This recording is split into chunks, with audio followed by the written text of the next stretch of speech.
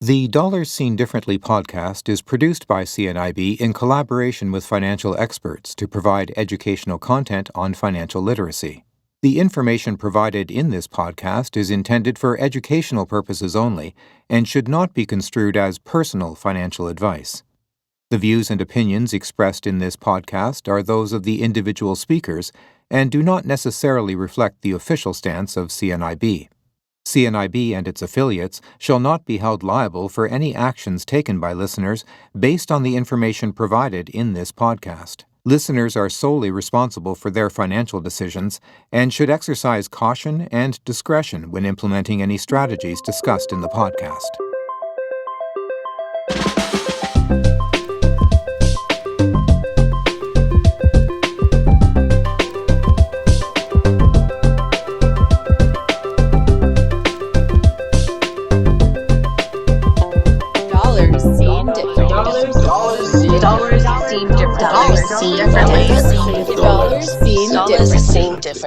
Dollars Seen Differently. I'm Ryan Hui, and today we have another exciting episode talking about the RDSP, and we have a very special guest with us, Ryan Chin. Welcome to the show. How are you, Ryan?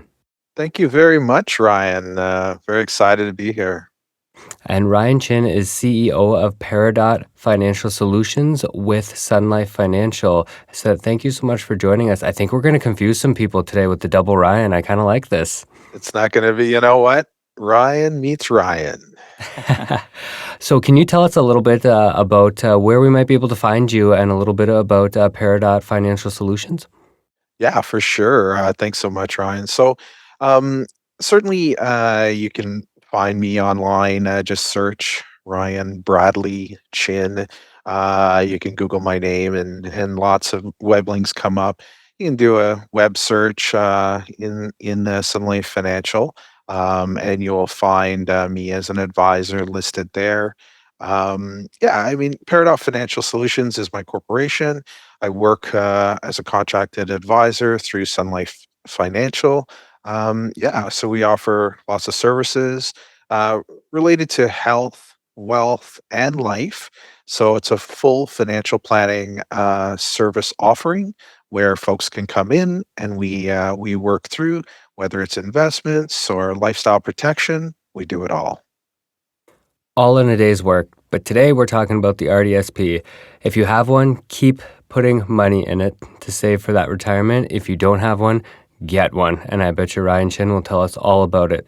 So let's kick it off. Let's get into it. And what is an RDSP? Yeah, so for our general comments, RDSP or Registered Disabilities Savings Plan, RDSP. The great thing about a registered disability savings plan, it is a savings plan for future retirement.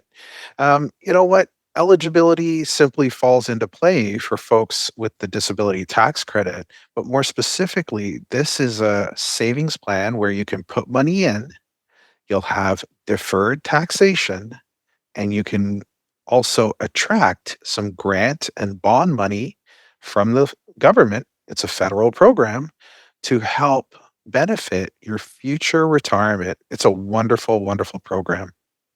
Is there an age restriction? Do you have to be a certain age to kind of open one? Yeah, wonderful question.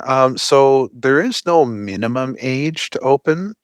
Really, the criteria is provided that you've been identified with that disability tax credit. However, there is a maximum age. Contributions can be contributed, can be deposited up to your age December 31st at your age 59. So this is the last possible time you can actually put money into a registered disability savings plan. However, there is really no minimum age. That's really interesting. Okay, so you mentioned a couple of words here, and I think folks out there will want to know a little bit more about this. So you said grants and bonds. What are those, and how do they affect your RDSP? Yeah, wonderful question. So when we are eligible for that registered disability, or sorry, that disability tax credit, and we open a registered disability savings plan, we can start contributing money. Now, the grant program The government will offer up to $70,000 maximum grant over the lifetime of an RDSP. Now, really, they're not just going to give you 70K in one shot. However, they will match 15, if you put $1,500 in, they will match $3,500 per year. Um, so that grant opportunity starts right away. Uh, and there is a little bit of a carry forward, and we'll talk about that in a second. With respect to the bond, however, that portion is up to $20,000 of available bond money. So in essence, this is $90,000 from the government that's available to be loaded into your registered disability savings plan. You do not need to make a contribution to your RDSP to attract the bond money. That really just is paid out based on the your income. So the taxable income noted on your last tax return. Wow, that is $90,000 is a lot of money. So you're telling me that I have an RDSP myself. So if I don't put $1 in this year, depending on my income, I might be eligible for X amount of bonds and grants. Ah, great question, Ryan. So you're really close there. So yeah, absolutely. You have an RDSP. And the bond eligibility goes up and down based on sort of the um, uh, government. So, what the minimum numbers are. And this year for 2024, it's around $36,000. So, if you earned in income just less than $36,000 in the year 2022, because it's relative to your taxable earnings 2 years prior to the year received. This gets very complicated, and I apologize, but yeah. So if you earned under $36,000 in 2022, you don't have to put any money in, and the government will issue you $1,000 of bond money. However, with the grant money, you must contribute a maximum of 1,500, and they will then grant you $3,500 of top up grant money. Okay, I understand that. That's a really good explanation. So I think I already have one and I'm sold on it. And I think some people are going to be biting at the bit here. How do you get one? How do you open an RDSP? Yeah, so I mean, any accredited financial institution can open a registered disability savings plan. You want to meet with an advisor. I think it's really important that you shop around, you find an advisor that you know and trust. You don't necessarily just have to walk into a bank. I mean, you can certainly walk into any bank, credit union, or financial institution and ask them if they would set one up. I think really important for your listeners is that they really chat with the person who is going to establish the RDSP and make sure that they truly understand the rules and the guidelines around operating one. Opening an RDSP is one thing, but it's the management of it over the long term that's the important part.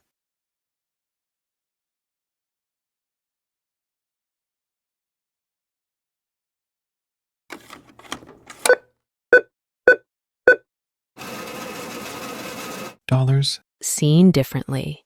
Okay, great. That's really good. So, any financial institution, and based on our previous set of questions there that we were just talking about, even if I don't have money to contribute, I think it's still worthwhile to be opening one if I'm eligible to. Yeah, absolutely, Ryan. If you have no monies to put in and you meet that threshold, and for 2020, for the $36,000, the government will still put the bond money in. So it works out very well. Let me clarify a little bit further.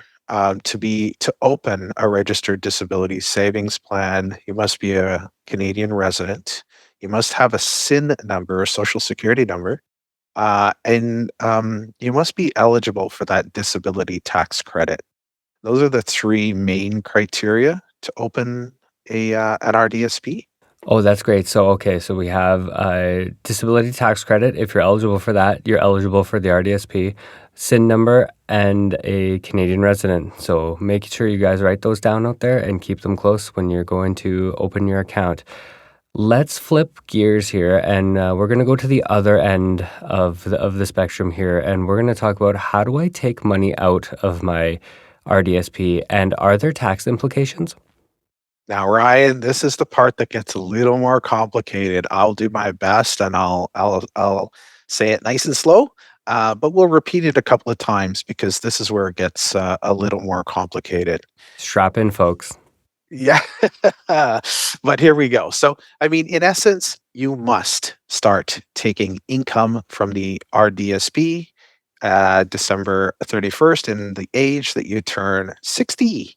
So that's when you have to start taking it out. Now, let's keep in mind the registered disability savings plan is not a short term savings plan, it's a long term savings plan, and it's set up for your retirement. You must take money out in the year that you turn 60 and until it depletes itself. There are two ways to take money out following age 60. You can either do a single payment or an ongoing recurring payment. As you take money out of the RDSP, there's a portion of it that will be your principal or the money you put in. There'll be a portion that will be the grant money and a portion that will be the interest earned. The taxable portion is the grant money, bond money, and the interest earned. Those parts are taxed, whereas your principal portion is not taxed. So, again, that's why it's important to use an advisor or a planner who has good familiarity with this product so that they're making sure that you're not being heavily taxed when it's time to take it out. Now, that's the easy part about withdrawing money from an RDSP. You're kidding. If you want to take money out before the age of 60, monies can be withdrawn. Uh, However, you would be penalized with grant and or bond money if you take money out the same year that you put money in. You must wait a minimum of 10 years from your last grant or bond contribution before you can avoid the penalty. You weren't kidding when you said it was a little complicated. So, a follow up question here, just looking at things with that last part where you said you have to wait 10 years, are there special circumstances or anything? Let's say someone is diagnosed with a severe illness or has a severe injury or a life threatening injury, and they're not quite 60 years old yet.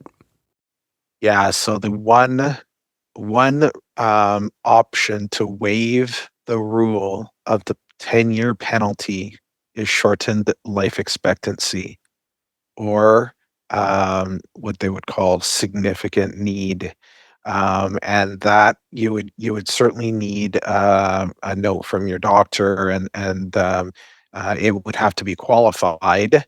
But once that is in place, yes, the disability assistance payments or the DAP payments can begin, and those would start to allow you to withdraw from the RDSB without triggering that what they that retraction of the grant or bond money early. Thank you for this. Looking at this, wondering if maybe a parent or a guardian could open an account for someone that lives with a disability. Yeah, absolutely. This is happens in many cases because early diagnosis. I mean, I was diagnosed with a visual impairment when I was 8 years old. So my eligibility would have begun then. And here in Canada, we can't manage our own money investing until after the age of 18. So yeah, absolutely. A parent, a guardian, a grandparent can certainly open a registered disability savings plan for a minor.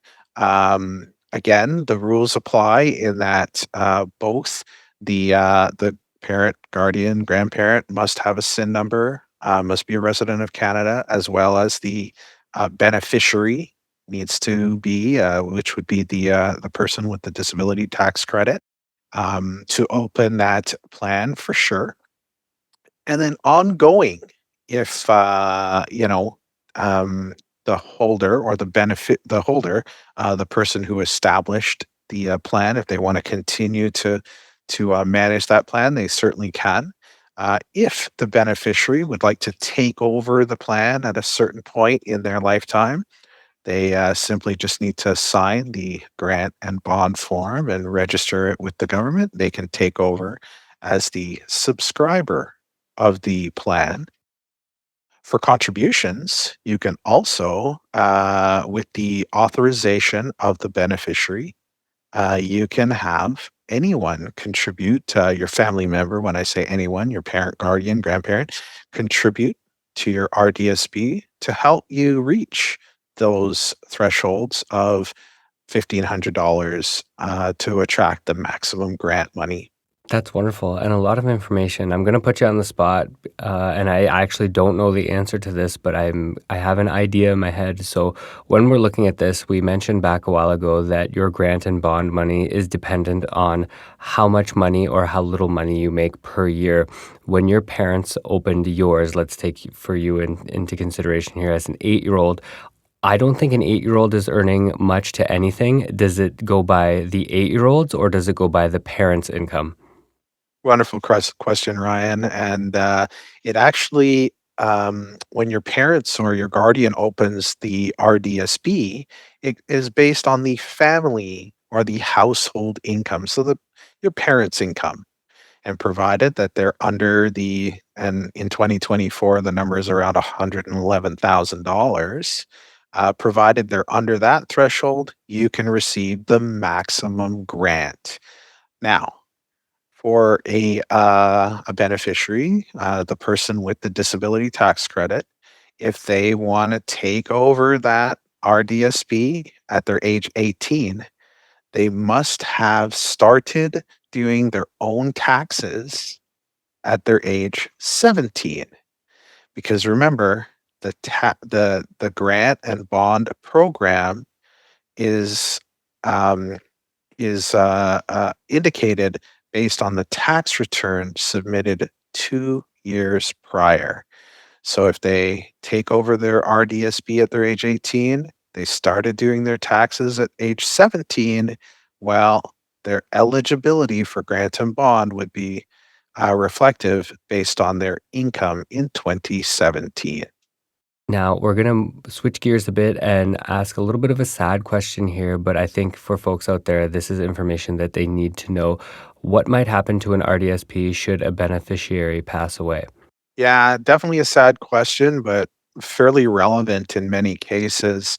The RDSP would pay out to the estate of the beneficiary. And they've got that 10-year rule still in play. And so if they were to pass away uh, um, inside of that 10-year marker whereby contributions were being made, um, the grant and bond money would be retracted based on how much is being paid out to the beneficiary's estate. Okay, fair enough. And that's really good information. So I just want to connect here. And can we repeat one more time where you can open a financial RDSP and what you might need? Yeah, for sure. You can open a registered disability savings plan at any financial institution or with any financial planner for sure. Again, I would recommend that you do a little shopping around, making sure that that person is knowledgeable, is able to answer the questions similar to how I've presented them to you, because you want to make sure that they can help with the ongoing management of the plan going forward. Opening the plan, pretty straightforward. Managing the plan, that's where it gets a little difficult. And what do you need? Well, you need a disability tax credit, you need a social security number, and you need to be a resident of Canada. And I think you can open one at Sunlight with Ryan Chin, maybe, as the financial person to help you out there. Yeah, just as a shameless plug there. We specialize here at Peridot Financial Solutions. We absolutely specialize in the RDSP. I manage a fair number of them for sure, and I'd be more than happy to assist. My parameters, though, unfortunately, I can only do it if you are a resident here in Ontario. And I know that your webcast will probably bridge the boundaries of my jurisdiction, licensed jurisdiction.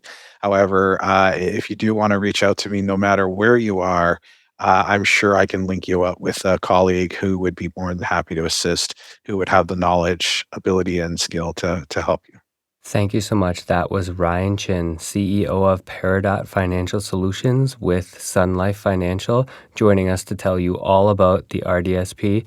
Thank you so much for joining us. This is the Dollar Seen Differently podcast, and this is Ryan Hui signing off. Until next time. Dollars seen differently. This is the Dollar Seen Differently podcast, and we are cashing out. I'm your host, Ryan Hui. Very special thank you to all of our guests. This episode was produced by the CNIB Financial Literacy Working Group. David Stinson is our associate producer, with additional production assistance from Sean Roman and Blair Stainton. It was edited by Sean Roman and engineered by the team at CNIB Beyond Print. Sean Roman provided our theme music, used under Creative Commons Fair License 4.0. Special thank you to the CNIB Idea team. For more information on CNIB, please visit our website at www.cnib.ca.